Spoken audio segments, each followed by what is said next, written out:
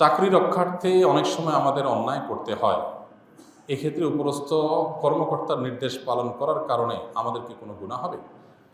ভাইরা আমাদের অনেক ভাইরা আছেন যারা মনে করেন যে আমি তো আমার ডিউটি পালন করছি, আমি আর কি করব, আমি তো উপরস্থ বস বা কর্মকর্তার নির্দেশ রক্ষা করছি, আমি নিজে থেকে তো কোনো অন্যায় করছি না, অতএব এটার জন্য বোধহয় আমার কোনো দায় থাকবে না। পরিষ্কারভাবে তারা শুনে রাখেন, আল্লাহ রাব্বুল আলামিনের কাছে নির্দেশদাতার অপরাধের যেরকম বিচার হবে, নির্দেশ তামিল করে যিনি অন্যায় করেছেন, অপরাধ করেছেন, বাস্তবায়ন করেছেন, তারাও আল্লাহ তাআলা কি করবেন? বিচার করবেন।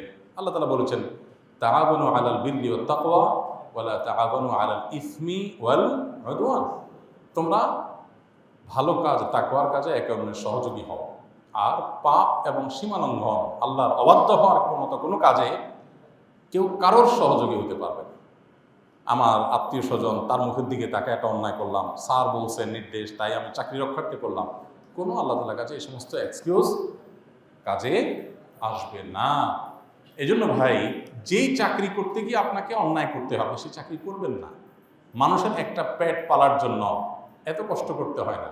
এই যে আল্লাহর পশু পাখি আছে, সাধারণ কুকুর শুকুর আছে, গরু ছাগল আছে, হাঁস মোরগ আছে, এরাও এদের পেট দেখবেন পেলে ফেলে এদের পেটের ব্যবস্থা হয়ে যায়। এরা কোনো চাকরি করে না, ব্যবসা করে না, আল্লাহ তাআলা তাদেরকে না খাইয়ে মারে ফেলেন না, আল্লাহ তাআলা রিজিক দাতা। অতএব একজন ইমানদার সামান্য একটু পেট পালার জন্য, সামান্য একটু পয়সার জন্য তিনি কারোর অন্যায় নির্দেশ মানবেন বা পালন করবেন, এটা তার দ্বারা কখনো কল্পনাই করা যায় না।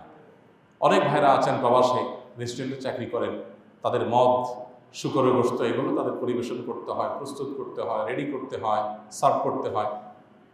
তারাও একই প্রশ্ন করেন যে আমাদের জন্য এটা জায়েজ হবে কিনা, আমি তো নিজে মদ পান করি না, আমি তো নিজে হারাম খাই না।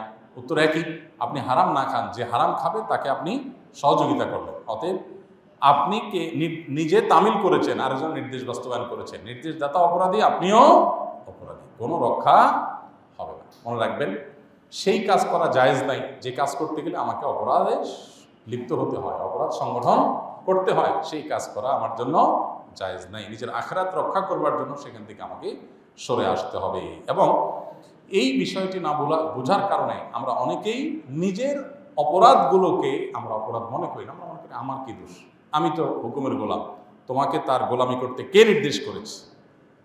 লা তাআতা লিমাখলুকিন ফি মাসিয়াতিল খালিক। আল্লাহ রাব্বুল আলামিন কোনো কিছু নিষেধ করেছেন, পৃথিবীতে এমন কোনো সত্তা নেই যার নির্দেশ মানা যাবে আল্লাহর সেই নিষেধাজ্ঞাকে অমান্য করে। এমনকি আপনার নিজের মা বাবাও যদি আপনাকে অর্ডার করে যে বাবা এ অন্যায় করো, তো আল্লাহ তাআলা কোরআনে কারীমে বলেছেন, ফালা তুতি'হুমা ওয়া ইন জাহাদাকা আলা আন তুশরিকা বিল্লাহ। আল্লাহর সাথে শরীক করো এই নির্দেশ যদি বাপ মাও দেয়, যেই কোনো অন্যায়ের কথা যদি বাপ মাও বলে, তাহলে ফালা তুতি'হুমা, তাদের ওই কথার অনুসরণ করা যাবে না, ওই কথা মানা যাবে না। অতএব বস তো বস, চাকরি তো চাকরি, জন্মদাতা মা বাবা যদি অন্যায় করতে বলে সেটা করা যাবে না। বিধায় আপনি হুকুমের গোলাম, আমি অর্ডার তামিল করেছি, এই কথা বলে আল্লাহর কাছে পার পাবেন না। আল্লাহ তাআলা আমাদের সবাইকে সবসময় সততার উপরে, নিষ্ঠার উপরে পরিচালিত করার নিজেদেরকে আল্লাহ তাআলা তৌফিক দান করুন, এবং সব ধরনের অন্যায়, সব ধরনের অবিচার, সব ধরনের জুলুম, সব ধরনের গুনাহের কাজ, পাপের কাজ, এটা থেকে বেঁচে থাকতে হবে। আমাদের অনেক ভাইরা আছেন ছোটো ছোটো চাকরি করেন, স্যার মদ খাবেন, নিজে মদ খায় না, স্যারের মদের বোতলটা গাড়ি থেকে এনে দিতে হয়। হ্যাঁ, তো এটা জায়েজ নেই, হারাম কাজ। যেই স্যারের নিয়মিত এই কাজ করা লাগে, ওই স্যারের চাকরি ছেড়ে দিয়ে প্রয়োজনে রিক্সা চালাবেন, প্রয়োজনে অন্য কিছু করবেন। আমি জানি এই পৃথিবীটা বড় সংকীর্ণ হয়ে আসছে। আজকে এক ভাইয়ের একটা লম্বা চিঠি পড়লাম, দুঃখ করে লিখছেন যে আমি হেদায়েতের পথে আসছি, বেশি দিন হয় নাই, এখন দেখি পায়ের তলায় মাটি নেই। সৎভাবে ব্যবসা করতে গেলে যান বাঁচে না, এমন অবস্থা। কারণ সব অসৎ ব্যবসায়ী, এদের মধ্যে একজন সততার সাথে থাকতে গেলে তার জিনিসের দাম বেশি হয়, মানুষ বেশি দিয়ে কিনতে চায় না, নানামুখী বাধা আসে। ভাইরা আমার, পৃথিবীটা মুসলমানদের জন্য সংকীর্ণ। ওয়াদাকাত আলাইনাল আরদু বিমা রাহাবাত, যতদিন আসবে তত আমাদের জন্য পৃথিবীটা ছোট হয়ে আসবে। যেখানে যাব অন্যায়, অনাচার, এটা করা যাবে না, ওইটা করা যাবে না, এটা কিয়ামতের লক্ষণ। এই সময়গুলোতে কোনো রকম যান বাঁচিয়ে জীবনটা পার করে দিতে হবে। তারপর সততার সাথে কোনো প্রকার কম্প্রোমাইজ করা যাবে না।